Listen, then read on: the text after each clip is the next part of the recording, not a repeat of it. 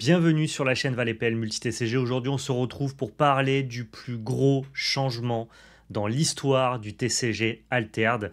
Altered, le TCG français, fait peau neuve avec un maximum d'annonces, une nouvelle distribution, de nouvelles raretés collectionnables avec des skins alternatifs, des cartes numérotées, mais aussi un nouveau mode de distribution. Aujourd'hui, dans cette vidéo, on va recevoir Guillaume Gauthier, qui est directeur des opérations chez Altered et qui va pouvoir venir nous présenter cet énorme projet, tous les changements qui sont à venir, et j'en profiterai évidemment à la fin pour lui poser quelques questions. Je vous l'ai dit, tous ces changements vont venir avec la sortie du set numéro 5 d'Altered, Seeds of Unity, qui sortira début février. Il vous est possible, dès la sortie de cette vidéo, de précommander votre set numéro 5 sur GameFound. Equinox, la société qui édite le jeu Altered, nous a donné l'opportunité d'avoir un lien d'affiliation. Ça veut dire que si jamais vous avez envie de précommander le set numéro 5, de découvrir le jeu, de tester certains produits, bref, de passer un achat pour soutenir Altered, eh bien, vous pourrez de la même manière soutenir cette chaîne. Merci énormément à Altered, aux équipes d'Equinox, de nous avoir donné cette opportunité. On est vraiment très fiers de pouvoir accompagner le projet en tant que créateur de contenu depuis ses tout débuts et aussi d'accompagner ces annonces qui, vous allez le voir dans cette vidéo, sont plutôt très excitantes. Donc merci à tous ceux qui passeront leur précommande via notre lien et merci à tous ceux qui regarderont cette vidéo. Comme d'habitude, n'hésitez pas à laisser votre meilleur pouce bleu, à partager dans l'espace commentaire. Tous les commentaires seront lus et notamment Guillaume Gauthier, donc responsable chez Equinox, lira vos commentaires. Donc ces retours communautaires sont hyper importants par rapport à toutes les annonces qui arrivent. Allez, j'ai assez blablaté. Maintenant, je vous laisse avec l'interview de Guillaume Gauthier. Salut Guillaume, je suis ravi de t'accueillir sur la chaîne pour parler de l'avenir d'Altered et notamment de toutes les annonces qu'il y a eu récemment. Est-ce que tu peux te présenter pour ceux qui ne te connaîtraient pas sur cette vidéo ? Eh ben, je vais me présenter en quelques mots. Je m'appelle Guillaume Gauthier, mais pour beaucoup, vous me connaissez sous le terme de Leland ou Leland Balmer, puisque on s'est déjà vu quelques fois sur la chaîne, notamment pour les commentaires de Pro Tour. Je suis un joueur de TCG à la base, mais il se trouve que depuis maintenant un peu plus d'un an, je travaille avec les équipes d'Altered et je suis leur directeur opérationnel, c'est-à-dire que plus simplement, je m'occupe de coordonner l'ensemble des équipes, notamment les équipes de game design, mais je travaille aussi beaucoup avec ceux du marketing, ceux de la fabrication. Mon rôle est pour le coup assez transversal dans le projet. Ok, merci déjà énormément d'avoir accepté cette petite interview. On va pouvoir discuter de plein de choses, faire un peu le bilan, l'état d'Altered, parler aussi de toutes les annonces, parce que là, vous êtes arrivé avec énormément de choses, des nouveaux produits, des nouvelles raretés, un nouveau système aussi C'est vrai. pour pouvoir commander les produits. Donc, il y a plein de choses à décrypter. Tu pourras rentrer dans les détails et tout nous partager. Donc, merci d'avoir pris le temps de faire ça. C'est très, très cool. Merci à toi et vous allez tout savoir. Ouais, je J'espère. pense qu'on on va rien oublier. En tout cas, on espère pouvoir vous présenter le plus de choses possible. Vous avez fêté les 1 an très récemment de Altered au mois de septembre, si je dis pas de bêtises. C'est ça, le 13 septembre. Joyeux anniversaire, même si on est un peu en Merci retard. bien. On est en retard d'un mois. Quel bilan vous tirez de cette première année? Ce qui m'intéresse, c'est d'avoir ton bilan positif, mais aussi le bilan s'il y a des choses négatives que vous avez repérées. Là, c'est vrai qu'on fête les 1 an d'Altered, mais pour nous, le projet est beaucoup plus long parce que Altered, ça a quasiment commencé en 2020, si je ne dis pas de bêtises, dans l'esprit d'une petite équipe. Donc, publiquement, c'est les 1 an, mais pour nous, c'est les 5 ans. Donc, en fait, si déjà il faut faire du bilan, c'est pour nous déjà une surprise qui a été extrêmement positive de voir à quel point est-ce que le jeu a plu à son démarrage.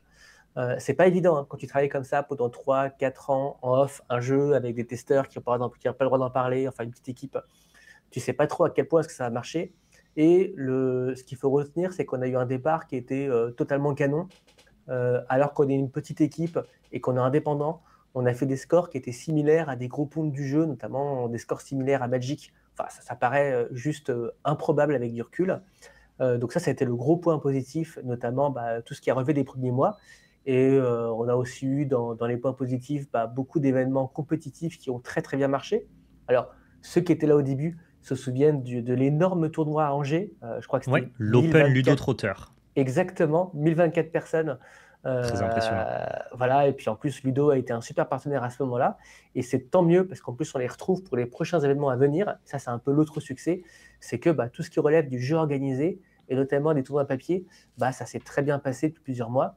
Là maintenant, les Worlds sont derrière nous, c'était le week-end dernier, et il faut savoir que on a vendu près de 2000 places pour cet événement, ce qui est assez incroyable, parce que on se dit toujours, ah oui, Alter, il y a des hauts et des bas, mais on voit en tout cas que sur la compétition, c'est quelque chose qui tient beaucoup. Nous, on a mis en avant le jeu papier, c'était quelque chose qui était au cœur de notre ADN, et on voit que on fait des scores qui sont des scores qui sont au-delà de notre taille réelle, donc ça fait plaisir. Dans les choses qui ont... si, peut-être une autre chose que je peux dire dans ce qui a bien marché, c'est l'évolution du jeu. Au départ, quand le Corset est sorti, il y avait plein de choses positives, mais beaucoup de gens qui nous disaient « Ah, je trouve qu'en revanche, l'univers d'Alterd, c'est chouette, c'est machin, je vois bien un petit peu la patte un peu onirique, pardon, la patte Dixit, mais au niveau des illustrations, je vois pas trop l'identité d'Alterd. » Et je trouve que sur les sets 2, 3, 4, on a vraiment eu une progression où on a pu montrer un petit peu au public que on s'est amélioré sur les illustrations, on s'est amélioré sur les histoires, on s'est amélioré aussi sur les patterns de gameplay. Plus on avance, plus on peut faire un jeu sur lequel on s'inspire des retours. Et ça, c'est assez positif. Les uniques aussi qui se sont améliorés, ça pareil, c'est Ouais. un Je, gros je point, un gros confirme point fort. sur le 7-4, c'est de manière assez unanime pour avoir parlé avec des acteurs de la communauté, des joueurs. Les uniques du 7-4 sont de très bonne qualité et on Ouais. voit vraiment l'évolution et ça fait plaisir. Et je te rejoins aussi sur toute l'ADN, sur toute la DA d'Alterd. Je pensais pas forcément rentrer dedans et finalement, on se laisse convaincre 7 après 7. On commence justement à rentrer et à apprécier cet univers. Donc, félicitations pour ça. Je vous crédite un autre bon point. Moi, en tant que spectateur de tout ça, je suis un peu Alter plus ou moins de loin, ça dépend des périodes. Je trouve aussi que vous avez une communauté qui est hyper engagée et hyper bienveillante.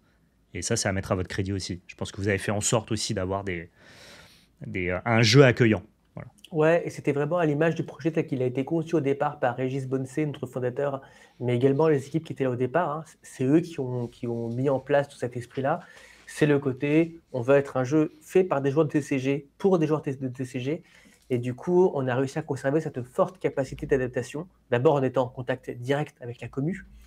Je pense que tous ceux qui traînent sur les Discord, sur les réseaux, savent qu'on n'est pas compliqué à contacter et qu'on aime bien répondre même sur des MP et tout. Et ça, c'est un truc fort de notre ADN. Et on remercie beaucoup derrière la communauté de nous le rendre parce que on dit toujours Alter, c'est vraiment la commu des gentils. Et pour nous, c'est vraiment trop positif, hein. On aurait eu plus de mal si ça avait été toxique, si je sais pas, si l'univers compétitif avait été compliqué. Mais en fait, tous ceux qui vont sur des conventions, ils nous font tous le retour. C'est trop cool, tout le monde est gentil, c'est incroyable. Et on est content d'avoir fidélisé une base qui est assez solide, hein, qui m'attend aussi pas mal sur les différents sets. Et ça, c'est un point positif. Engagée, accueillante, ouais, c'est ce que je dirais de la Ouais, communauté. Et ça, c'est un vrai point pour ceux qui jouent pas encore à Altered. Il y a un côté safe place qui est pas facile, je trouve, à mettre en place dans les TCG. Donc ça, c'est plutôt très très cool. Maintenant, si on s'attache un petit peu à parler du négatif, je pense qu'il y a plein de points sur lesquels vous aviez peut-être des attentes, des espérances et qui ont peut-être pas aussi bien fonctionné que ce à quoi vous attendiez. Est-ce que tu peux nous en parler? Est-ce que tu as des choses à dire là-dessus? dans les choses, alors souvent avec les équipes, moi je parle pas trop de négatifs, plutôt des points qui sont améliorés, parce que souvent, je trouve que toutes les idées avec lesquelles Alter est parti au départ, elles étaient toutes globalement bonnes, et d'ailleurs, on les a tous menées au bout, mais certaines étaient peut-être trop ambitieuses par rapport à la taille du projet au départ. Ok. Genre, typiquement, à ce jour, et pour nous, c'était important avant de parler du 7.5, il fallait que toutes nos promesses soient remplies, et c'est ce qu'on est arrivé à faire, et parfois dans la douleur. Typiquement, toutes les questions qui sont relatives à la marketplace, au pod, ce sont peut-être à tout un petit peu l'univers digital du jeu. C'est des choses sur lesquelles on s'est rendu compte que ce qu'il y avait à faire était peut-être plus vaste que ce qu'on avait imaginé et que c'est très bien d'être ambitieux. On continue de l'être, tu vas voir qu'il y a beaucoup de nouveautés, donc on n'arrête Je pas confirme. d'essayer d'inventer, de proposer des choses. Mais en revanche, c'est vrai que sur nos ambitions, on a appris à être plus réaliste.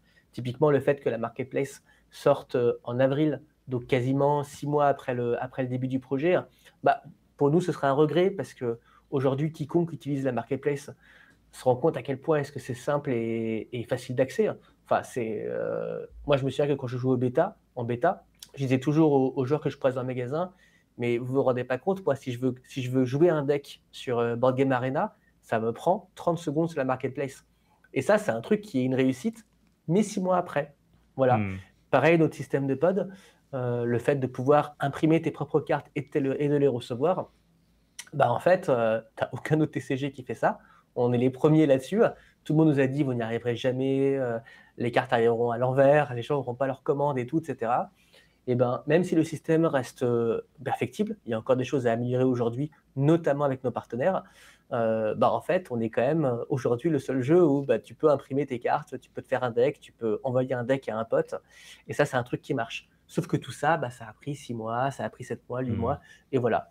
Un autre truc, qui je pense a été, aurait pu être mieux fait, mais sur lequel on a réussi à orienter la mire, c'est, la complexité et la diversité du métagame.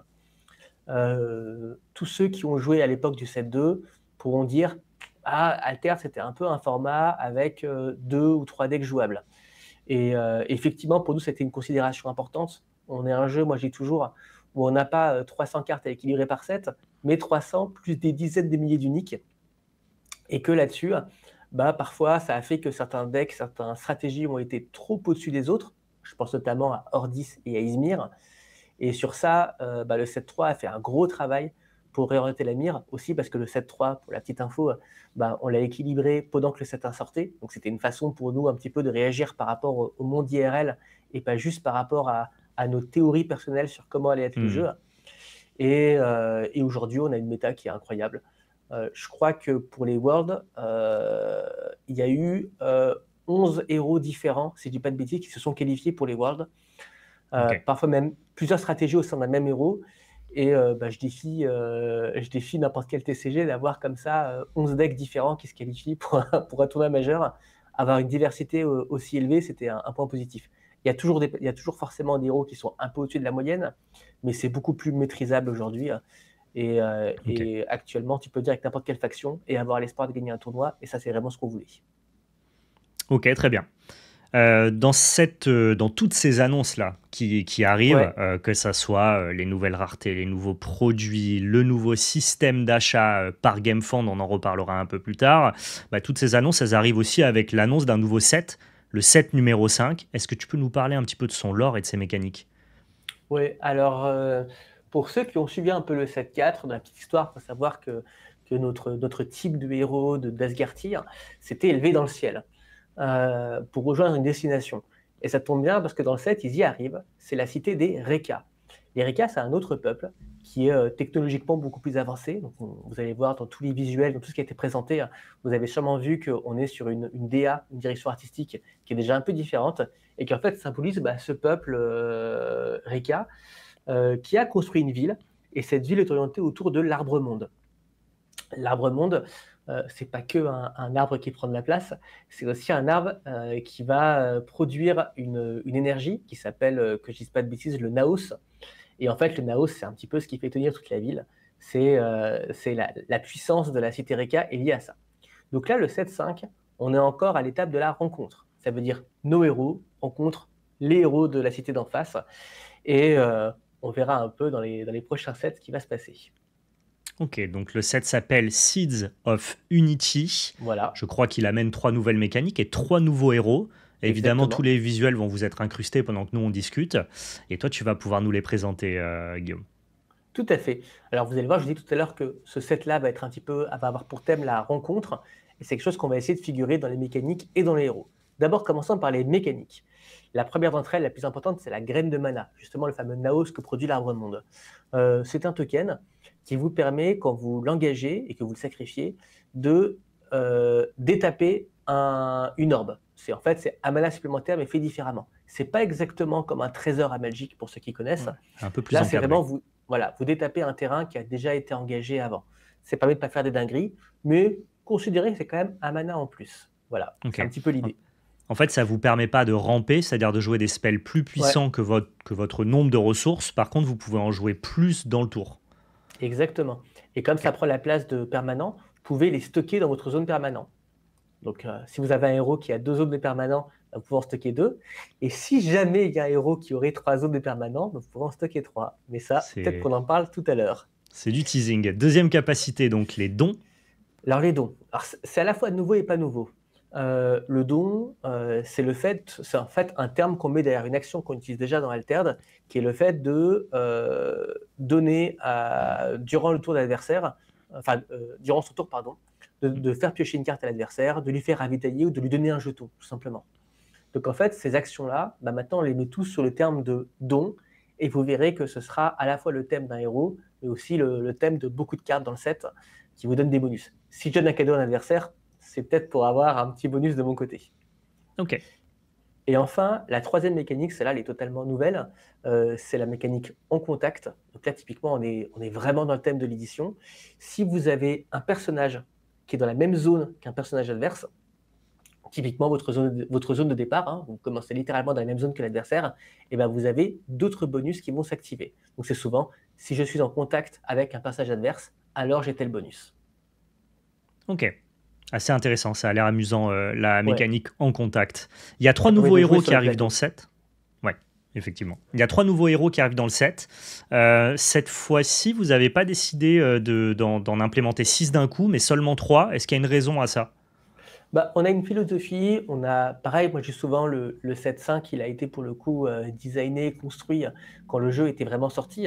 Donc on a pu un peu prendre en compte tous les retours des joueurs et essayer d'implémenter. Et un retour qui était très important, c'est quand même cool d'avoir des nouveaux héros. Donc on l'a fait avec le 7.4, on le refait avec le 7.5. Et l'idée, vous allez voir, c'est que globalement dans les prochains sets, vous allez très souvent revoir de nouveaux héros, pour ne pas dire tout le temps. Donc là, vous en avez 3, ce qui, si on fait 2-3 déductions, on se dit peut-être qu'il y en a d'autres qui vont arriver dans le 7-6, mais j'en dis pas plus et on va commencer par parler de ces 3-là. Le premier, c'est le héros Axiom, c'est Delay Bolt. Alors lui, le principe, c'est qu'il vous permet de redresser un permanent. Ça, vous allez voir, c'est tout un thème du 7.5, c'est la capacité à taper, redresser des permanents, notamment pour avoir des effets, des boosts, de la pioche et tout, etc. Donc je pense que pendant la spoiler season, vous allez vite comprendre à quoi ça sert. Ok. Le deuxième héros, Mouna, donc Turune et Ouais. Béni, pardon, si je lis bien. Alors les deux, je vais passer plus de temps parce que vous allez voir qu'ils vont être mis en avant via différents produits. Turune, pour commencer, c'est le héros Mouna. Mouna, c'est la faction de cœur. Et elle a un effet qui est à la fois très simple et très puissant, qui est que quand je fais un don à l'adversaire, je peux l'engager et je reçois aussi ce don. Typiquement, si je prends une carte du set 1 qui s'appelle Daughter of Yggdrasil, c'est une carte quand elle arrive en jeu, je donne une carte à l'adversaire, une carte à moi. Et si j'engage Turune, je donne toujours une carte à l'adversaire, je récupère toujours une carte pour moi, mais je récupère une seconde carte parce que j'ai donné un don. Donc en fait, voilà, si je donne un token, j'ai un token. Si je fais un resupply, j'ai un resupply. Et ça, c'est une fois par tour. Et du coup, ça vous récompense d'être gentil avec l'adversaire, mais pas trop non plus. Ouais, ok. Vous noterez que ces capacités, Généreux, d'ailleurs, mais malin quand même. exactement. C'est un héros un peu plus. C'est un héros à la fois pour les joueurs très casual, mais je pense que les spikes en feront un excellent usage. C'est pas nul. Hein, c'est le moins qu'on puisse dire. Ok. Vous noterez d'ailleurs que c'est tellement pas nul que sa capacité ne marche pas le premier tour. Voilà, c'est un élément d'équilibrage, peut-être un indice du fait que c'est un bon héros. Ok. Le dernier, il fait beaucoup réagir. Et là, normalement, si on a le visuel, on voit tout de suite la petite nouveauté. Si vous regardez bien, vous avez trois carrés dans la zone de repère. C'est normal, parce que Mats est le premier héros qui permet de faire varier le nombre de repères qu'on peut jouer. Jusque-là, dans Alter, on était habitué à ce que tous les héros laissent 2 zones utilisables dans les repères et 2 zones dans la réserve. Mats est le premier à changer ça. A priori, ce ne sera pas le dernier, mais en tout cas, c'est le premier dans ce set. Et du coup, pourrait jouer 3 repères. Alors lui, le but, c'est que à midi, donc globalement, c'est au début d'un tour, si vous avez au moins 3 cartes dans votre zone repère, alors on peut en sacrifier un. Et si je le fais, je peux jouer un repère d'un coup supérieur de 2 gratuitement. Donc c'est un peu un effet pod. C'est Ouais. typiquement, et c'est depuis ta main. Donc par exemple, si j'ai mes 3 zones de repère remplies et que j'ai un repère à 2, je peux sacrifier le repère à 2 et jouer gratuitement un repère à 4 depuis ma main. Donc pareil, c'est sacrément puissant si vous remplissez les conditions. Et c'est le premier héros hors 10 qui joue vraiment autour des repères. Là où Avec les jusque-là, repères. hors 10, voilà, c'était. Et c'est un héros dont je peux dire qu'en playtest, la phrase qu'on a le plus souvent entendue, c'est « Moi, je n'aime pas Ortis, mais Mats, j'aime beaucoup ». Donc c'est un peu Ouais, une façon… En termes de design, c'est celui qui soulève, je pense, le plus de questions et de curiosité. Ouais, C'est assez amusant de pouvoir faire des effets, comme tu disais, un effet pod hein, pour comparer à d'autres TCG ou exactement. néoformes. Donc être capable de jouer des cartes plus puissantes en fonction des sacrifices qu'on va faire sur notre board. Le fait en plus qu'il y ait une petite variabilité sur les repères et probablement sur la réserve aussi un jour, vous n'êtes pas embêté à signifier les slots pour rien. Ça Ouais, m'intrigue énormément. voilà. Les sets commencent à passer, le jeu évolue. Et du coup, ce qu'on veut montrer, c'est la grande profondeur qu'on a prévue dès le départ. Et Mats, c'est un peu le premier pas dedans.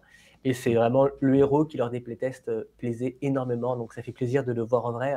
Ça fait longtemps qu'on tease qu'il y aura un héros Ordis. Ça fait, je crois, plusieurs mois que les gens qui nous connaissent dans la commu savent qu'on a un héros Ordis qui arrive et qui nous plaît. Bah, c'est celui-là.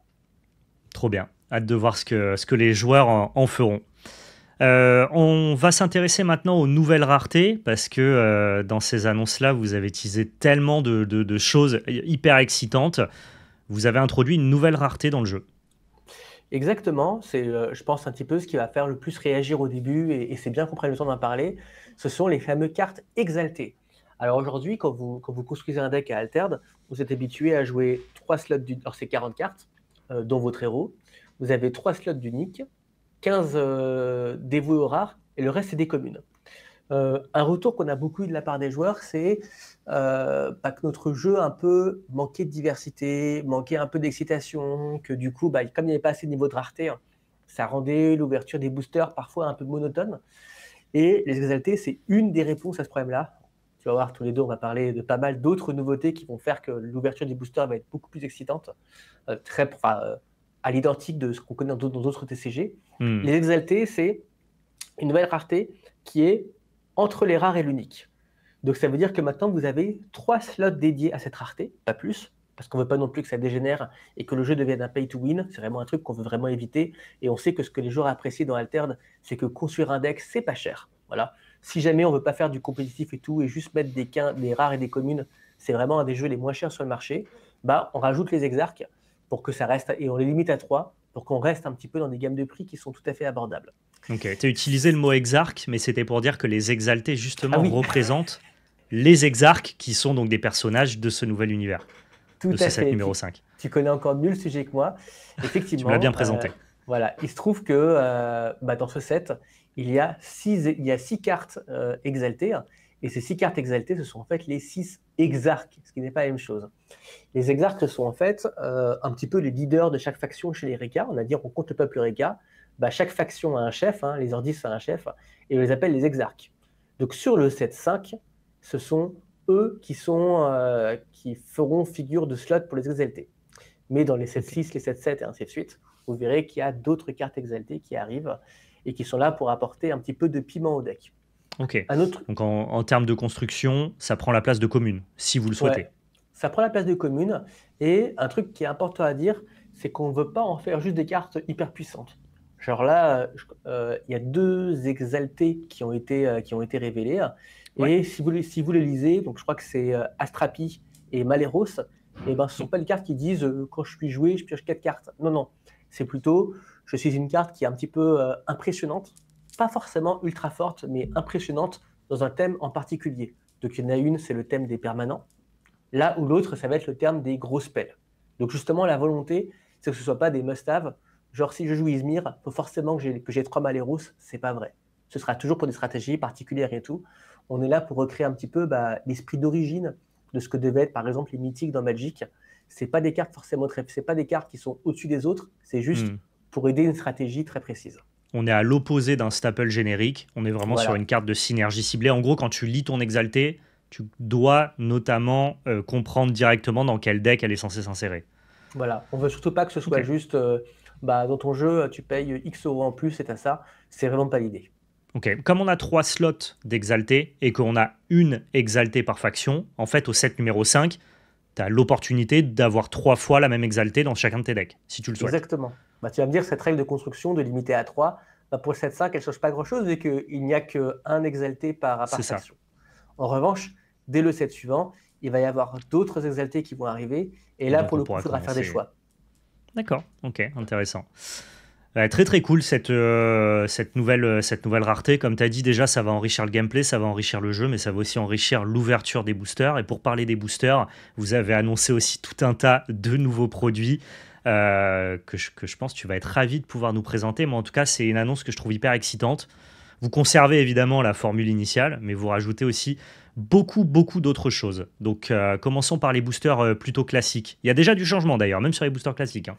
Ouais, d'ailleurs, je préciserai que pour faire le lien un peu entre les deux, entre les exaltés et les boosters classiques, tous ceux qui ont un peu suivi les réseaux savent qu'on a énormément consulté un petit peu des personnes référentes de la communauté, qu'ils soient boutiques, qu'ils soient influenceurs, qu'ils soient gros joueurs, et eux-mêmes ont participé à faire des changements dans notre offre. On a fait une première proposition et après on l'a amélioré par rapport au retour. Et les exaltés, un retour, c'était que il faut pas que ce soit un pay to win, donc il faut limiter le nombre. Du coup, on l'a appliqué. Et là, par exemple, pour les boosters, le retour, c'était qu'il soit le plus attrayant possible, parce que vous allez voir que tout à l'heure, on va parler des boosters collecteurs, qui eux sont très attrayants, mais il fallait pas non plus laisser sur le bord de la route les boosters retail. Donc, on a encore fait des améliorations. Déjà, premier changement, on est sur des boîtes de boosters de 24. Là-dessus, c'était quelque chose pour s'adapter un petit peu à ce qui est maintenant le marché du TCG.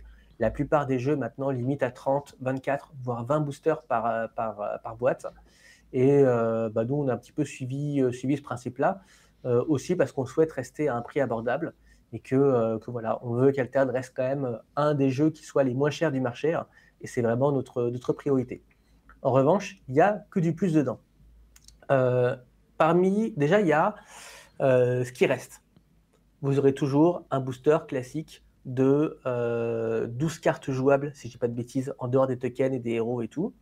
Ouais, voilà, vous aurez toujours je crois que le ratio des uniques a été amélioré. Ça n'a pas changé. Je crois que maintenant, c'est une unique tous les 6 boosters. Donc ça, c'est mieux qu'avant. Avant, c'était une unique tous les 8 boosters. Maintenant, c'est une toutes les 6. Et c'est d'ailleurs pour ça qu'on est passé de 36 boosters à 24. On voulait que le ratio du nombre d'uniques par boîte ne bouge pas. Donc que vous ayez ouvert par le passé une boîte à 36 ou demain une boîte à 24, vous aurez toujours le même nombre d'uniques. Ça, on y tenait. Donc ça n'a pas changé. Vous aurez toujours le Special Booster, donc certains l'appellent aussi le Golden Booster. Et il est de retour. Vous l'avez déjà vu dans le 7.4 et les retours étaient super positifs. Donc forcément, il est amené à durer. Je pense que c'est quelque chose qui plaît beaucoup. Ok, trop bien. C'est bien de conserver ça, effectivement. Ça rend les ouvertures encore plus attrayantes. Ouais, surtout qu'en plus, moi, j'ai ouvert mon premier Golden Booster sur le 7.4. Donc, j'ai enfin compris l'effet que ça fait. Ok. Ah, t'as pas ouvert de Golden Booster sur le non. KS? Les Kickstarter, je crois que j'avais... Et pourtant, j'ai dû ouvrir, je sais pas, 7 ou 8 boîtes. J'en ai jamais ouvert. Et t'en as pas eu. J'ai eu cette chance, moi. J'ai pu en ouvrir un, ça fait plaisir. Donc voilà, j'ai enfin eu le mien. Mais il y a encore d'autres changements.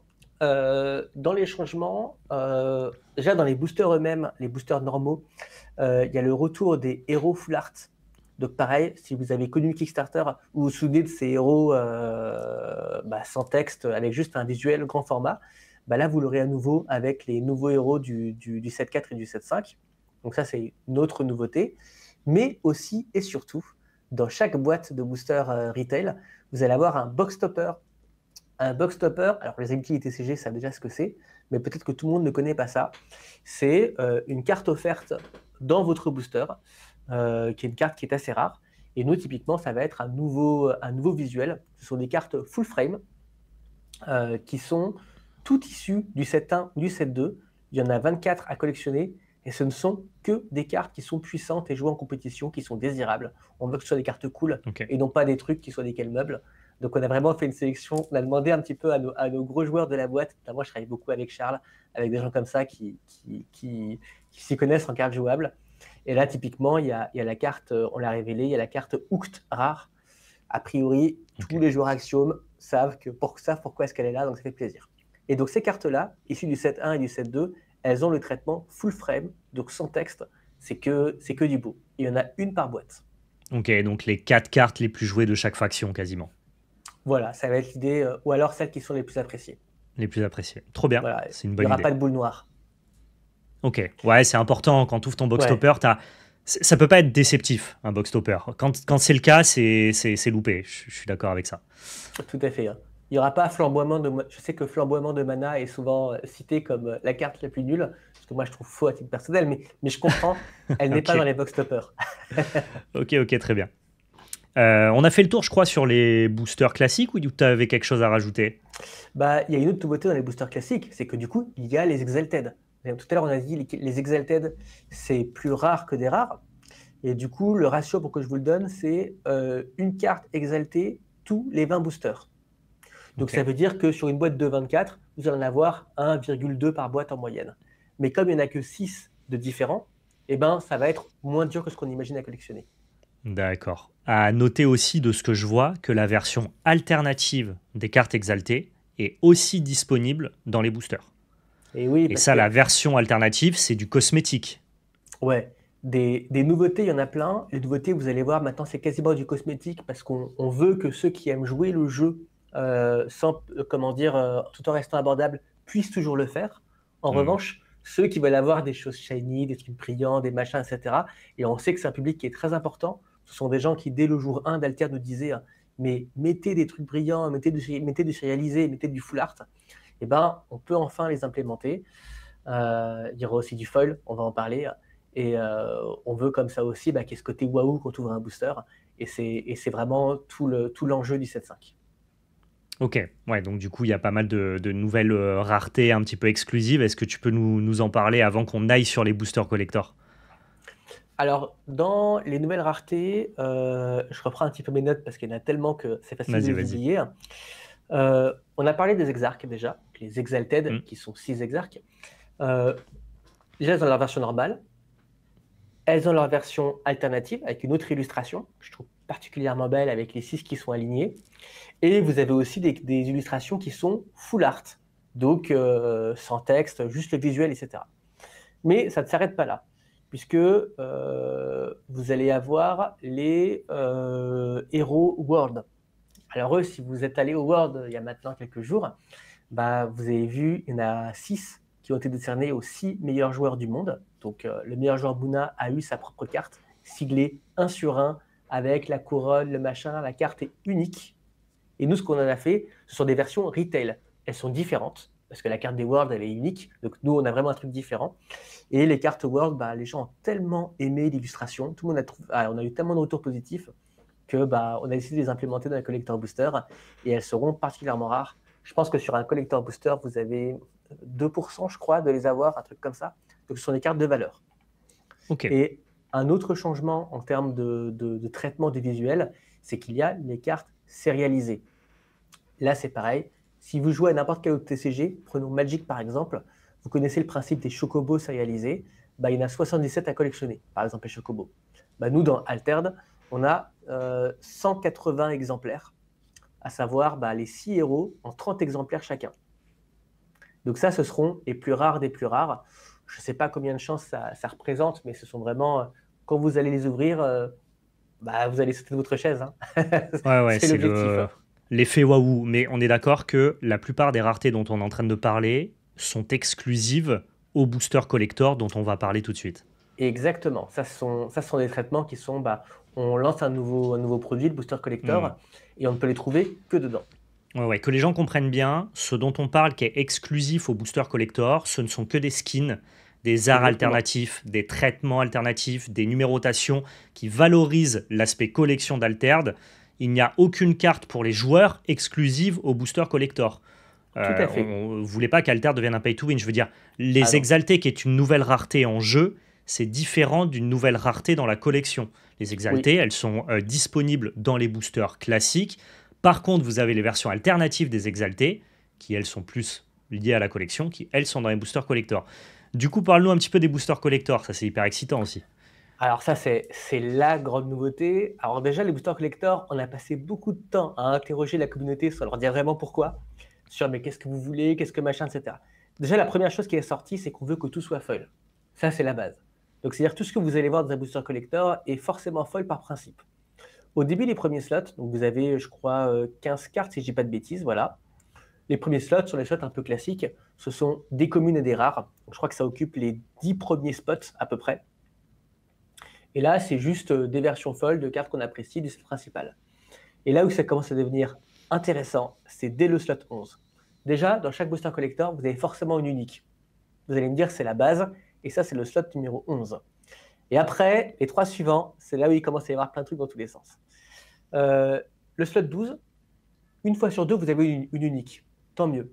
Mais une fois sur deux, vous avez un Exalted à la place, donc un des 6 exarques. Et là, 40% du temps, ça va être la version normale, et 10% du temps, ça va être la version avec une illustration alternative, donc la plus rare des plus rares.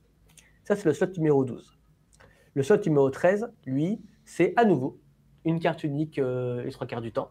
Donc ça veut dire que votre booster collector pouvait avoir jusqu'à 3 cartes uniques. Mais vous avez 25% de chance d'avoir une carte héros full art. Là, pareil, il y a une distinction entre les full art normales et celles avec illu alternatif. Le slot numéro 14. Alors le 14 et le 15, c'est ceux qui sont particuliers. Le 14, c'est une carte full art. C'est comme le box topper, sauf que là, ce n'est pas une carte issue du 7.1 et du 7.2, mais c'est une carte issue du 7.5. Donc là, c'est pareil. On a essayé de voir un petit peu quelles étaient les 24 cartes les plus désirables du 7.5 et on en a fait des full art. Donc normalement, si vous vous demandez quelles sont les bonnes cartes, regardez les full art, ce sera un Généralement, c'est le slot 14 du booster collector. Ok. Voilà. Et le slot 15, soit vous avez une deuxième full art, ça c'est 93% du temps, mais 7% du temps, c'est une dinguerie que vous allez ouvrir. Et là, il y a 3 niveaux possibles. Soit vous ouvrez une carte exaltée full art, ça c'est 5% du temps. Donc déjà, c'est du bien rare. 2% du temps, moi c'est vraiment ce que je veux ouvrir, c'est très personnellement, c'est les cartes Full Art World Championship. Donc c'est les fameux héros dorés qu'on a tous vus, inspirés des œuvres de Gustav Klimt. Il y en a 6 à collectionner. Et ma préf, c'est Nevenka, je la trouve. Je crois que toi, tu aimes bien jouer l'IRA dans mes souvenirs. Toi, J'aime bien l'IRA, mais j'aime un peu plus Fen. Mais j'aime bien Nevenka, cela dit. L'illustration de Nevenka, elle est incroyable. Et c'est vraiment celle que tous les Lyra sont incroyables de toute façon. Et ça, c'est 2% du temps. Et puis, vous l'aurez compris, il y a le pourcentage restant. Là, ce sont les héros sérialisés. Donc, il y en a 180 au total, 30 par faction, du coup. Vous avez 30 héros Ordis, 30 héros Izmir. Et eux, ce seront les Bungers 17. Donc voilà, c'est comme tu l'as dit tout à l'heure, c'est juste une version cosmétique. Ils ne sont pas plus forts, on ne leur a pas rajouté un slot de réserve ou un slot de permanent. Ce sont les mêmes, mais c'est super pour la collection. Et c'est ce qui va un petit peu donner de la valeur au booster que vous allez ouvrir. Ouais, ça donne de la désirabilité pour les boosters collector, pour le jeu. Et c'est vrai que c'est quelque chose qui se fait beaucoup de toute façon dans le monde du TCG. Donc, ok. Aujourd'hui, maintenant, il n'y a pas un jeu de cartes qui peut se limiter à dire que c'est uniquement du jeu, de la compétition. Même si on prend par exemple Fab a quand même une composante très importante de collection. Magic, historiquement, c'est le jeu du gameplay. Mais en fait, aujourd'hui, tous ceux qui ont suivi Magic depuis quelques années savent que c'est aussi le jeu de la collection. Et nous, je me souviens que dès le départ, quand Charles Wickham était venu vous présenter un petit peu le premier set, il y a un peu plus d'1 an, je me souviens que vous l'aviez beaucoup interrogé et vous lui avez dit « mais la collection, la collection, la collection ». Donc en fait, c'est un truc qu'on a toujours eu en tête et on s'est rendu compte, surtout quand le 7.1 est sorti, qu'en fait, il fallait l'implémenter. Et tous ceux qui ne sont pas dans... Moi, avant, j'ai toujours été un passionné de TCG, mais je n'étais pas dans un TCG. Et quand on se rend compte depuis l'intérieur, en fait, les changements, ça prend du temps. Donc là, on peut enfin les montrer et ça fait plaisir. Ouais, et puis ça arrive d'un coup comme ça fait un bel effet d'annonce avec beaucoup de nouveautés, donc c'est pas mal excitant. Ok, là on a vu globalement le set numéro 5, le nouveau set, on a vu les nouvelles raretés, les nouveaux produits. Comment on fait pour acheter maintenant tous ces produits? C'est la plus grosse annonce presque, une des plus grosses annonces je trouve. Ce qui va se passer à partir de maintenant, c'est que déjà si vous êtes sur une boutique, tout va passer maintenant par une page GameFound. Alors GameFound, ça peut ressembler à Kickstarter sur plusieurs aspects, mais en fait, c'est pas pareil. Kickstarter, c'est vraiment quand vous voulez lancer votre nouveau jeu, quand vous voulez aussi financer votre boîte. Nous, aujourd'hui, on n'a pas besoin de financer Equinox. Nous, on a déjà en tête le 7.6, le 7.7, le 7.8. On a déjà bien avancé. Là, on est en train de designer le 7.8. Non, nous, ce qu'on veut, c'est un système de précommande qui soit en direct. Parce que ça a été un petit peu l'annonce il y a quelques semaines. C'est un nouveau système de distribution. On a souhaité, en accord avec Asmodée, avec qui on est toujours en super terme, ils sont toujours partenaires du projet, ils sont toujours dans le projet, mais ils n'en assurent plus la distribution c'est quelque chose qu'on a souhaité maintenant faire en direct via justement la stratégie GameFound. C'est ce que font en fait d'autres jeux qui maintenant vendent en direct. Pour nous, ça a plein d'avantages. L'un des principaux, c'est de ne pas surproduire. Parce que historiquement, il y a pu y avoir l'association qu'on produisait beaucoup trop de boîtes par rapport à la demande. Et du coup, ça donnait un peu l'impression, c'est bizarre, il y a beaucoup de produits en boutique et tout, mais c'est parce qu'en fait, on produisait beaucoup. Et aujourd'hui, ce qu'on veut produire, c'est exactement ce que les personnes cherchent à avoir. Et pour savoir ce que les joueurs et les joueuses veulent, il y a ce GameFound qui est lancé sur une dizaine de jours. Il va être ouvert à partir du 28 octobre et se clôturera le 7 novembre. C'est là où chacun et chacune pourra faire sa commande. On parlera tout à l'heure du système de pledge. Mais le 7 novembre, quand le GameFound s'arrête, on produit les quantités exactes demandées et le 7.5 ne sera plus reproduit, plus réimprimé. Donc, je précise que vous regardez cette vidéo le 28 octobre. Elle est mise en ligne au moment de l'ouverture du GameFound et vous avez un lien dans la description pour pouvoir rejoindre directement le GameFound et participer donc du coup à cette participation pour acquérir vos produits. En plus, si vous passez vers notre lien, c'est un lien affilié. Equinox nous a, en tant que créateur de contenu, permis aussi de proposer ça à notre communauté. Eh bien, vous participez à soutenir la chaîne. Donc, si jamais le 7.5 et toutes les nouveautés qu'Equinox a mis en place pour valoriser Altered, si jamais ça vous intéresse et que vous voulez prendre des produits, vous avez le lien qui est dans la description. Pardon, je t'ai coupé, je te laisse continuer. Non, mais tu as bien fait. Et là-dessus, je vous remercie parce que c'est vrai que toi et PL, vous êtes engagés depuis le début dans le projet. Et c'est pas pour rien qu'on discute ensemble parce que on sait aussi qu'on est un jeu qui est très soutenu par les créateurs. Et c'est normal qu'on prenne le temps pour en parler. Donc voilà, si vous êtes dans tous les cas un joueur ou une joueuse, vous pouvez commander à partir du 28 octobre. Mais si vous êtes une boutique, vous pouvez le faire dès maintenant. Je crois que dès l'annonce du 15, les boutiques pouvaient déjà précommander. Et elles ont des avantages qui sont particuliers parce que on en parlera peut-être plus longuement si tu veux, mais le jeu papier reste de priorité. Et du coup, je sais qu'il y a eu beaucoup d'inquiétudes sur les réseaux, mais les boutiques, en faire comment, etc. Vous allez voir que forcément, c'est un truc qu'on a anticipé de longue date et on leur propose que des avantages pour qu'elles puissent rester dans le projet et qu'il y ait toujours tout ce que vous connaissez, les avant-premières, les tumultes, les tournois hebdomadaires, tout ça, on va le conserver. Là, les boutiques auront des produits pour faire vivre le jeu en boutique, de toute façon, à minima. Exactement. Et puis, elles auront plein d'avantages qui font qu'elles seront toujours intéressées par le fait de nous rejoindre. Ok, d'accord. Super. Est-ce qu'on peut détailler un petit peu le projet GameFound, parce que vous avez mis en place un système de pledge, un petit peu comme à l'époque sur le Kickstarter, ce qui va permettre aux gens d'aller personnaliser leur offre en fonction des produits qu'ils ont envie de commander, tout simplement. Tout à fait. Alors, je me prends un petit peu mes notes sous les yeux pour ne pas vous dire de bêtises. Vas-y. Vous voulez commander. Déjà, forcément, il faut que vous ayez un compte GameFound. Donc, vous créez votre compte. Et à partir du moment où vous avez un compte GameFound, vous pouvez commander un des pledges. Et là, on a essayé de décliner plein de pledges différents pour correspondre à chacun des profils de joueurs. Ça, c'est un truc qu'on a appris sur le Kickstarter il y a un peu plus d'un an. C'est qu'il y a des joueurs, ils aiment avoir des prix super intéressants et du coup d'avoir des grosses quantités. Et d'autres, c'est plutôt pour la découverte, pour des choses, etc. Donc, on a un petit peu de tout. Le premier des packs, c'est un petit peu le pack de démarrage de si vous avez un cousin, une cousine, quelqu'un de votre famille, un collègue à qui vous voulez faire découvrir le jeu, il est parfait. C'est le pack découverte. Il coûte à peu près 30 €. Et il permet un petit peu d'avoir non seulement les 2 starters, parce que ça, on ne l'a pas dit. C'est le retour d'un produit que les gens ont beaucoup aimé. C'est vrai, on a oublié sur les produits, pardon. Ah oui. Oh non, mais t'inquiète. Quand tous ceux qui ont découvert le Altered, ils l'ont souvent découvert via un des 6 starters, qui était un starter par faction. Là, ils reviennent, mais au nombre de 2. Ils reprennent 2 héros, donc il y aura le starter Buna et le starter Ordis. Et vous pourrez les retrouver dans ce pack-là, le pack découverte, où il y a aussi 5 boosters issus de tous les sets d'Altered. Vous aurez le set 1, 2, 3, 4, 5. Donc, c'est-à-dire quelqu'un qui ne connaît pas le jeu, qui rentre dans le jeu, c'est parfait parce qu'il voit un petit peu toutes les sets et toutes les collections. Ok. Ensuite, vous avez le pack un peu plus classique, qui est le pack Exploration.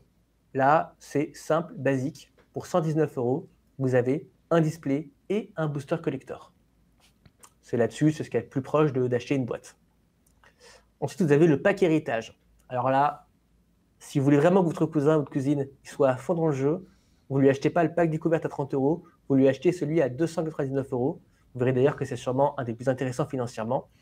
Et là, vous avez un display de tous les sets qui sont sortis, donc ça veut dire 5 displays, auxquels se rajoutent des OP boosters des sets précédents. Les OP boosters, tu sais, c'est les petits boosters de 3 cartes Ouais, qui ont de grosses chances d'avoir des uniques. Donc eux, ils sont souvent assez value. je Et vois ça, très c'est un bien. petit peu, voilà, moi le 7.5, ça m'intéresse, mais j'aimerais bien retrouver les anciens sets. Donc c'est ce pack-là qui est spécifique. Ok, Tous les autres packs, ils sont 100% axés sur le 5, parce que c'est quand même lui la nouveauté, c'est lui qu'on met en avant. Et là, vous allez avoir le pack expert, le suprême et le légendaire. Ce sont en fait 3 niveaux de pack qui font que vous prenez, le premier c'est 3 displays avec 3 collectors, le suivant c'est 6 displays avec 6 collectors, et le dernier c'est la dinguerie, c'est 24 displays avec 2 boîtes de collectors. Pourquoi prendre l'un plutôt que l'autre? En fait, c'est des questions d'économie que vous faites.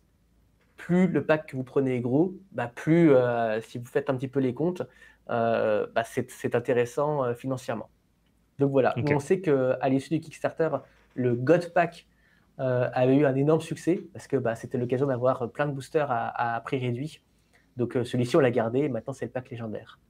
Ok, ouais, je sais qu'il y a des gens aussi qui ont pris ces gros packs à plusieurs Ouais, pour justement pouvoir payer un petit peu moins cher. C'est des choses qui se font et c'est toujours intéressant d'avoir un pack énorme comme ça avec beaucoup d'opportunités. De ce que je vois du coup de ce système de pledge, vous ne donnez pas la possibilité aux gens dans les pledges de base d'acheter des boosters collector seuls. C'est un produit qui se veut donc du coup rare, un petit peu exclusif, c'est-à-dire qu'en fonction du pledge que tu choisis, tu as un nombre de boosters collector limité. tout à fait. Vos boosters collectors, il y a deux moyens de les avoir en plus. Le premier, c'est qu'il y a un système d'add-on dont on va parler, mais vous aurez aussi toujours la possibilité de les acheter à l'unité chez votre boutiquier. Ça, c'est un petit peu le D'accord. système aujourd'hui de ce GamePhone. C'est que vous avez une fenêtre d'une dizaine de jours pour commander, mais si jamais vous la ratez, c'est pas grave parce que le produit sera disponible en boutique. Donc, Ok. c'est un petit peu, comment dire, moi qui fréquente mes boutiques habituelles, ça va pas tant être un changement. L'important, c'est qu'en Ok. revanche, il faut que si vous voulez du produit en boutique, il faut absolument aller voir votre boutiquier pour lui dire, moi, je suis intéressé et tout. Parce que comme ça, il saura un petit peu savoir combien est-ce qu'il commande par rapport à ses joueurs et ses joueuses. Ok. Mais vous avez quand même un système d'add-on. Imaginons, j'ai créé mon compte GameFood, je choisis un des pledges. Et uniquement quand je choisis ces pledges-là, je peux ensuite avoir des add-ons. Les add-ons, il y en a plusieurs types. Tu as les add-ons, on va dire classiques. Tu peux rajouter une boîte. Donc là, pour le coup, tu n'as pas de réduction. Donc c'est une boîte à son prix, à son tarif public. Donc 107 euros la boîte.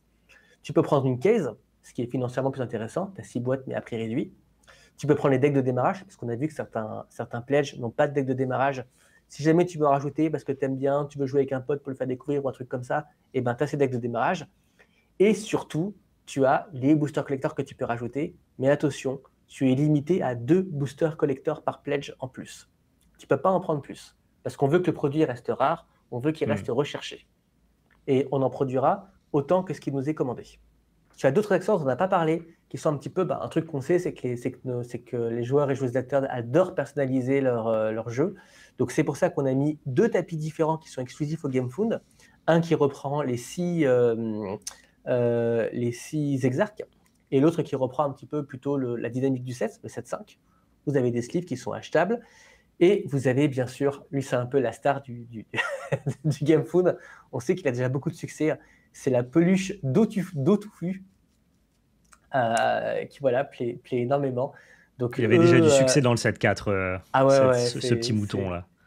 et attention parce qu'on n'en a pas beaucoup. Donc eux, je pense qu'ils partiront très vite. Ça D'accord, fera ok. plaisir. Et voilà, vous pouvez prendre un fan pack si vous voulez. Vous avez tout à la fois. Là, pareil, c'est financièrement plus intéressant. Ok, merci pour toutes les explications sur le projet GameFound. Est-ce que maintenant tu peux nous parler du compétitif, s'il te plaît?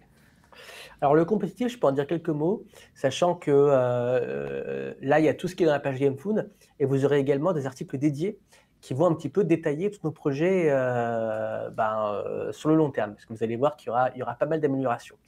Déjà, la première chose que je peux dire, c'est que nous allons accentuer le... Alors, commençons par la base. Déjà, tout ce qui relevait de l'OP en papier ne change pas. Je sais qu'il y a eu beaucoup de rumeurs sur « Ah oui, non mais les AP c'est annulé, les tumultes c'est annulé ». Non, non. les AP et les tumultes reviennent. Les AP ont juste une nouvelle terminologie, on les appelle maintenant les aventures. Donc si vous êtes une boutique, vous devez commander un pack aventure, mais qui revient à avoir un système d'AP. Vous avez aussi des packs qui sont spécifiques pour les tournois en boutique classiques du vendredi, un peu ce qu'à Magic on appelle les FNM, tu vois. Donc on retrouve ça également dans les packs que peuvent commander les boutiques. Ça, c'est la base. Ensuite, vous rajoutez le fait que tous ceux qui ont un peu l'habitude d'Alterd, ils connaissent l'Aventure Pass. C'est-à-dire que quand tu joues en boutique, tu cumules des points pour un pass en ligne qui te donne accès à des cartes, des visuels exclusifs qui te sont offerts. Et bien, cette Aventure Pass, historiquement, tu ne pouvais le faire avancer que en jouant en boutique. Aujourd'hui, tu peux aussi le faire, enfin demain plutôt, tu pourras aussi le faire sur Board Game Arena également. Ok, à partir du 7.5. Exactement. Évidemment, je l'ai dit juste avant, pour nous, la priorité, c'est le jeu en boutique, et que c'est pour ça que il faudra 15 parties sur BGA pour progresser d'un niveau, là où il suffit de une partie en physique pour progresser d'un niveau. Donc, il y aura toujours une grande priorité qui sera mise aux boutiques, mais si par exemple vous êtes un joueur ou une joueuse, vous n'avez pas accès à une boutique, vous n'avez pas le temps, vous avez cette possibilité-là. Vous progresserez moins vite, mais vous progresserez quand même, ce qui est un changement. La deuxième chose, c'est que là, les Worlds viennent de se dérouler. C'était le week-end du 17-18. Et la suite commence dès maintenant. Les Worlds année 2 vont débuter avec un système de tournois boutiques, puis de tournois mensuels. Je vous explique. C'est un petit peu un système qu'on a dans d'autres de CG. Dès le mois de novembre, vous allez avoir des tournois qui sont organisés dans des boutiques qui vous qualifieront à un tournoi mensuel. Ce tournoi mensuel vous qualifiera lui-même à un tournoi de fin de saison. Fin de saison, c'est la fin d'un set. Donc, c'est-à-dire tous les 4 mois. Et à l'issue de ce tournoi de fin de saison, là, vous aurez des places pour les Worlds, pour les meilleurs d'entre eux et d'entre elles. Là, j'en dis pas tellement plus parce qu'on va avoir des articles qui vont être dédiés. On va avoir des infos en plus avec tous les détails, tout ce que vous connaissez. Si les articles sont sortis, en fait, au moment où vous voyez cette vidéo, parce que nous, on l'a tournée en amont, si les articles sont disponibles, je vous les mettrai bien évidemment en description. Comme ça, vous avez toutes les informations, bien sûr. Mais donc là, ce que tu expliques, c'est que vous allez lier le jeu boutique au jeu Board Game Arena. Parce que tu pourras te qualifier en boutique pour un tournoi mensuel sur BGA. Oui, pour le moment, c'est sur BGA. Voilà. Donc, et ensuite, ces tournois mensuels te qualifient à un tournoi final de saison sur BGA qui, lui, peut te requalifier au World qui, eux, sont en physique. Donc, voilà, vous liez vraiment les deux chemins. C'est ça. Ce qui est plutôt cool. En fait, ce qu'il faut retenir, comme tout format compétitif, dit à l'oral, comme ça, c'est pas compliqué. Il y aura des graphiques, des visuels pour tout bien comprendre. Mais ce que moi, je dois comprendre en termes de joueurs, c'est que là, c'était les Worlds Altered. On enchaîne sur l'année 2 des Worlds dès maintenant. C'est pas vous attendez 6 mois que le circuit se remette en place. Non, le circuit se poursuit. Et ça, c'est un truc qu'on voulait vraiment, c'était qu'il n'y ait pas l'association que Altered soit en pause, parce que c'est pas du tout le cas. En tout cas, nous, au niveau des équipes, on n'est pas en pause. Il y a des places à pourvoir tout au long de l'année, et non pas des qualifiers qui sont joués à partir du mois de... Je crois que cette année, ça a commencé au mois de mai, peut-être. Le premier, je crois que c'était mai. Les premiers qualifiers. Ok, non, là, ça commence fin des premiers Worlds. Ok, on attaque direct la saison. C'est très bien. Ça permet aux grinders, aux joueurs compétitifs, aux enthousiastes, aux joueurs réguliers d'avoir directement le pied à l'étrier. Plutôt très, très Exactement. Cool. Ok, est-ce que tu as d'autres choses à nous partager sur l'aspect compétitif ? C'est quelque chose qui, globalement, en tout cas, moi, de mon œil extérieur, spectateur, a toujours plutôt bien fonctionné. Sur Altered, le compétitif, ça roule déjà depuis un moment. C'est... Pour ceux qui connaissent un petit peu les équipes d'Alterd, soit par les réseaux, soit parce que vous nous voyez IRL, on est tous d'anciens joueurs compétitifs pour une bonne partie d'entre nous. Donc, c'est quelque chose qui nous tient particulièrement à cœur et sur lequel on mettra toujours un petit peu les moyens pour avoir une compète qui nous ressemble et qui est un petit peu celle dont on avait rêvé. Là, les Worlds viennent de se dérouler. Alors, à l'heure où on enregistre, je ne sais pas encore ce qui s'est passé. Mais pour tous ceux qui ont été, vous avez énormément vu qu'on a réservé beaucoup de surprises, qu'on a fait beaucoup de formats qu'on n'avait jamais fait. On a fait du 3v3, on a fait du format Conquest. On a vraiment la volonté d'aller plus loin. Et par le plus loin, je ne veux pas en dire trop, mais il y a aussi la volonté de proposer différentes façons de jouer à Altered et pas uniquement une seule manière. Interprétez ça comme vous voulez, parce que voilà, il y a plein de surprises qu'on va vous dévoiler. Mais l'idée, c'est qu'on aille plus loin et que la compétition soit trop cool, quoi. Parce que moi, j'ai envie de... moi, je dis toujours, quand on me présente les plans en interne, voilà, c'est toujours le Guillaume compétiteur qui se met dedans et qui dit... Oui, tu le reçois aussi comme un joueur, ouais, bien sûr. C'est Ah hyper oui, oui, important. Tu les reçois d'abord comme un joueur et ensuite, après, tu peux les analyser par ton prisme pro, quoi. c'est ça. Des gens comme Charles ou Mais moi, tu... etc., si ça nous plaît pas, on le dit, tu vois. On n'est pas toujours. Il y a des arbitrages, mais on va Bien sûr. toujours porter cette voix-là. Ouais, bah, c'est hyper important de rester aussi des passionnés de TCG. Je pense que ça peut même aider, hein. C'est des compétences qui sont utiles pour faire avancer un TCG. Bah, merci en tout cas pour toutes les précisions que tu as pu apporter sur l'aspect compétitif. Maintenant, c'est un peu mon moment préféré de la vidéo.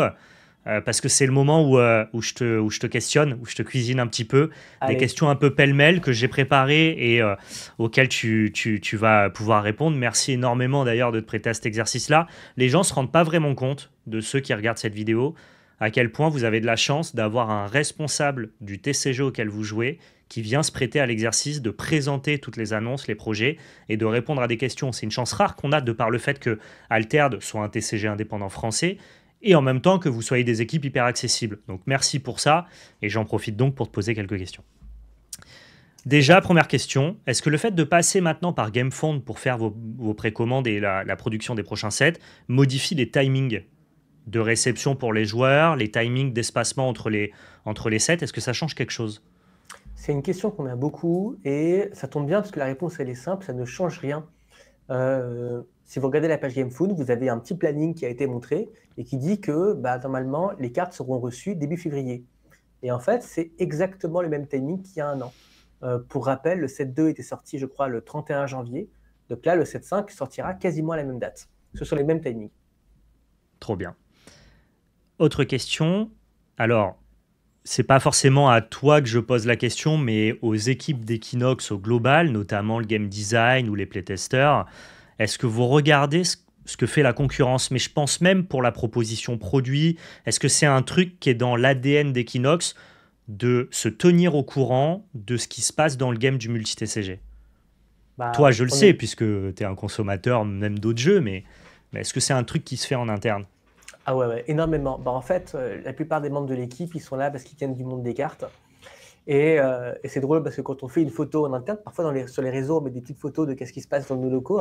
Le premier truc qu'on fait, c'est enlève les cartes Ah Pokémon, ouais, enlève les cartes ok. Yu-Gi-Oh, enlève machin pour pas qu'on les voit. Mais en fait, non, on regarde toujours ce que fait la concurrence. En plus, il y a plein de super TCG qui sortent en ce moment. Et bah, comme je le dis souvent, pour moi, pour nous, ce sont des concurrents. Mais on n'est pas là pour les casser, les détruire ou un truc comme ça. On est aussi là pour comprendre bah, ce que les joueurs apprécient dans ces TCG et d'où nous adapter. C'est pour ça, bah, typiquement, si on n'avait pas regardé un petit peu ce que faisait One Piece, ce que faisait Pokémon, voire Pokémon Pocket depuis quelques temps, vous n'auriez pas le 7.5 tel que vous l'avez. On s'inspire forcément des bonnes pratiques. Ok, intéressant aussi. En revanche, vous n'aurez Euh, pas de collab, ça je peux le dire, vous n'aurez pas de collab absurde. il n'y aura pas d'univers Beyond. Suivez Là, mon pour regard. l'instant, Voilà, vous suivez mon protégez regard. votre univers. Ok, ok. Une question, je pense que j'ai déjà la réponse, mais ça peut être intéressant que tu développes. Est-ce qu'en fait, avec toutes ces annonces qui sont liées au 7.5, les nouveaux produits, les nouvelles raretés, la désirabilité que vous allez créer sur les boosters collector, est-ce que ça vous intéresse d'aller chercher le marché des collectionneurs finalement? Oui. Bah, de toute façon, je pense que ce serait même presque bête de dire bah non, ce public-là, ça ne nous intéresse pas, on le met de côté. Donc forcément, là, on essaye de toucher un public qui déjà existe dans notre base, mais qui ne s'y retrouvait Hmm. pas en fait. Il y a des Ouais. gens qui nous disent bah, moi j'adore jouer à votre jeu, mais en revanche, j'achète pas de booster parce que j'ai pas de foil, j'ai pas les cartes qui me plaisent, j'ai pas des visuels, des machins, etc. Et en fait, c'est ce public-là qu'on veut toucher. Après, pour faire le lien avec ce que tu disais juste avant, comme on est une équipe qui est très au contact de la communauté, bah, le premier truc qu'on va faire à partir du 15, à partir des révélations, bah, c'est d'interroger les joueurs. Et c'est d'ailleurs pour ça que les révélations pardon, sont juste avant les Worlds. C'est comme ça, on a passé le week-end entier. On a prévu, tu vois, tous des moments pour discuter avec la communauté, pour dire alors vous en pensez quoi? Qu'est-ce qui vous Hmm. plaît? Qu'est-ce qui vous plaît moins? Ouais, Qu'est-ce c'est que vous malin. auriez aimé voir? L'objectif, c'est que bah, nous, déjà, on commence à travailler sur les précos du 7-6. Donc, du coup, tous les retours des Worlds, vous pouvez être sûr que pour le 7-6, on essaiera de les implémenter et en tout cas d'en discuter. Ça a un gros impact sur votre manière de développer le futur, les retours de la communauté. Enfin, à quel point ça rentre dans vos arbitrages? J'imagine qu'il y a aussi des idées avec lesquelles vous êtes prêt à mourir, entre guillemets, parce que c'est hyper important d'avoir une DA, une vision et de porter un projet. Mais à quel point ça peut venir rentrer en considération quand vous avez des arbitrages à faire, le poids de la communauté? Je pense qu'il y a Ça des prend une... TCG qui se fichent un peu de ça, qui ont une idée et qui la développent. et d'autres au contraire qui sont plus à l'écoute. Si tu sais estimer un peu? Bah, en fait, c'est hyper important. Et en fait, on n'a pas le choix que ce soit hyper important. Parce que justement, c'est notre ADN. Nous, on dit toujours, on n'est pas aussi gros que Pokémon ou Magic. En revanche, notre différence avec eux, c'est que tout ce que va dire la communauté, on va l'écouter, et pas qu'un peu. Après, l'idée, c'est que c'est pas une personne qui nous dit un truc et du coup on le fait. On Hmm. essaye à chaque fois d'être sur plein de réseaux différents, de faire plein de retours. Et nous, on a des moments en interne où on dit, voilà, il y a telle idée, telle idée, telle idée. On pense que c'est bien, on pense que c'est faisable. Il y a aussi beaucoup d'autres de la communauté de choses qu'on a déjà prévu de faire. Donc parfois, on rigole un peu, on fait ah tiens, lui ou elle, il a repéré un truc qu'on fait dans 6 mois. Donc ça Trop nous bien. amuse, ça nous amuse pas mal. Mais effectivement, nous, il faut constamment qu'on s'adapte au retour. Et c'est valable à la fois pour les produits comme pour le 7.5, comme ce l'est juste en termes de considération de game design. Nous, il peut y avoir plein de choses de la communauté qu'on va reprendre parce que c'est une super idée, quoi.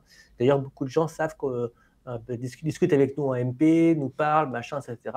Et souvent, on donne peu d'infos. Moi, souvent en convention, si vous me croisez, vous allez voir, je vais vous poser que des questions. Je vais apporter très peu de réponses parce que justement, on a besoin de savoir un petit peu si on va dans le bon sens ou pas. Donc oui, c'est important et on gardera ça jusqu'au bout. Ok, vous nourrissez des retours communautaires, c'est Ouais. hyper cool à entendre et donc n'hésitez pas à faire vos retours aux équipes d'Alterne. En plus, vous êtes hyper à l'écoute, hyper disponible, donc ça c'est Ah plutôt ouais. sympa. Dernière question, est-ce qu'il y a des choses qui font débat dans la communauté sur lesquelles, par exemple, vous avez des retours communautaires qui sont pas forcément les meilleurs, mais avec lesquels vous voulez pas transiger et que vous continuez à conserver? Des Mmh. choses qui font partie de votre vision et de l'ADN d'Alterd et que vous espérez peut-être, je ne sais pas comment l'expliquer ou le notifier, mais que vous allez peut-être faire accepter au fil du temps à la communauté. Alors, si je reformule ta question, c'est est-ce qu'il y aura toujours des uniques dans Alterne? Je parle pas que des uniques, j'avais ça en tête, mais pas nécessairement. Non, Mais je mais sais par exemple, c'est vrai que tu peux introduire les uniques. Je pense qu'au début, c'est à relativiser avec le 7.4 parce que je trouve que vous avez eu globalement beaucoup de bons retours. Mais c'est vrai qu'il y a pas mal de gens qui ont dit bah, ce système d'unique, c'est à la fois un plus pour Alterne, mais à la fois aussi beaucoup d'embarras. C'est beaucoup d'encombrement. C'est pas facile pour vous de les designer. C'est pas facile pour certains joueurs de jouer avec. Et ça fait partie des choses. Quand bien même vous n'avez pas les meilleurs retours, vous avez continué dans cette direction-là.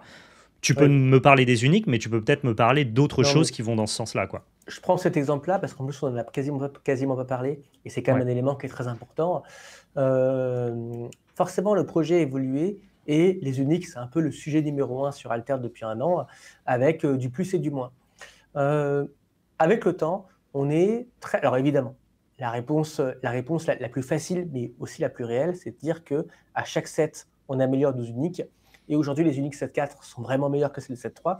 Et là, dans le cadre de la campagne, vous allez voir beaucoup d'uniques du 7.5 pour vous montrer un petit peu que, que ça évolue vite, hein. On Ah a fait ouais. le choix de vraiment les rendre hyper attirantes avec des nouveaux textes, des machins, etc. Donc là-dessus, on est confiant sur le fait que le produit s'améliore.